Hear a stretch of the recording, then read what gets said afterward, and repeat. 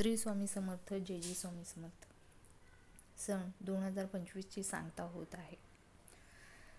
25 डिसेंबर 2024 रोजी या वर्षाचा शेवटचा गुरुवार आहे. ज्योतिषशास्त्रानुसार गुरुवार हा दिवस गुरुग्रहाला समर्पित आहे.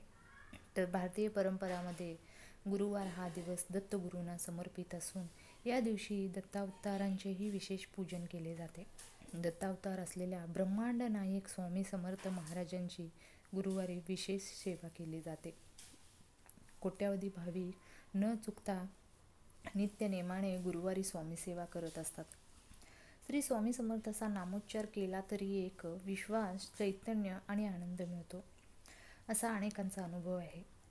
दत्तगुरूंचा अवतार असलेले स्वामी समर्थ महाराज कोट्यावधी घरांमध्ये नित्य नेमाने पूजन, नामस्मरण केले जाते.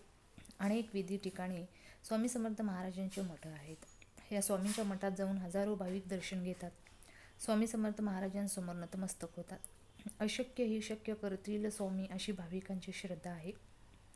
प्रत्यक्ष मठात जाणे, स्वामींच्या नित्य नियमांचे पूजन करणे शक्य नसेल तर काळजी करू नये. स्वामी समर्थ मानस पूजा करावी असे म्हटले जाते. अशी करा स्वामी सेवा, होईल अपार कृपा. गुरुवारी लवकर उठून स्नानादी कार्य उरकल्यानंतर स्वामींचे विशेष पूजन करावे. शक्य असेल तर स्वामींची पंचोपचार पूजा करावी. मनोभावे पूजन केल्यानंतर स्वामींना आवडत्या गोष्टींचा नैवेद्य दाखवावा. मनापासून स्वामींना नमस्कार करावा.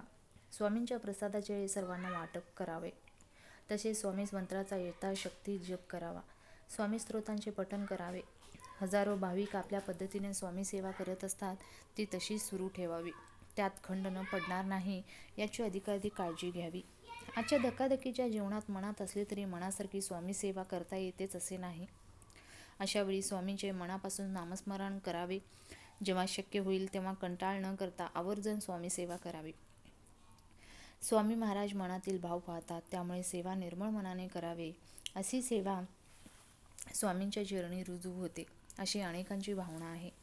अखंडितपणे स्वामी सेवा करत राहून स्वामींच्या अपार कृपेस पात्र होण्याचा प्रयत्न करावा. नवीन वर्ष सुरू होताना अनेक जण अनेक प्रकारचे संकल्प करत असतात. ते कधी पूर्ण होतात तर कधी अपूर्ण राहतात. स्वामी सेवेसंदर्भात आपण काही संकल्प करू शकतो.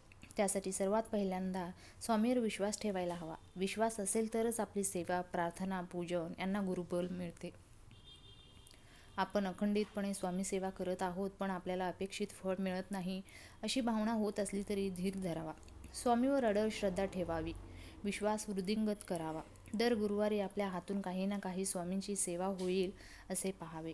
आपले काम, आपले शेड्यूल, कामांची दगदग, कौटुंबिक, सामाजिक, करिअर, नोकरीतील जबाबदाऱ्या अशा सर्व गोष्टींचा आढावा घेऊन स्वामी सेवेचा संकल्प करता येऊ शकेल. जो संकल्प कराल तो पाळण्याचा आटोकाट प्रयत्न करावा. काही शक्य झाले नाही तर स्वामींची मानस पूजा करावी. स्वामींचा तारक मंत्र आवर्जून म्हणावा. म्हणता येणे शक्य नसेल तर श्रवण करावा. मनापासून स्वामींचे नामस्मरण करावे. वर्षातून एकदा तरी गुरु लीलामृत यांचे पठण करावे. वर्षातून काम आपले प्रामाणिकपणे करत राहावे. शक्यतो कुणालाही दुखवू नये. यथाशक्ती दुसऱ्यांना मदत करत राहावे. सदाचाराशी कास धरावी. जे काही यश मिळेल, प्रगती होईल, आनंद होईल, चांगले होईल ते स्वामींचरणी अर्पण करावे. आपली स्वामी सेवेचा नित्य नियम मोडू नये. श्री स्वामी समर्थ. जय जय स्वामी समर्थ.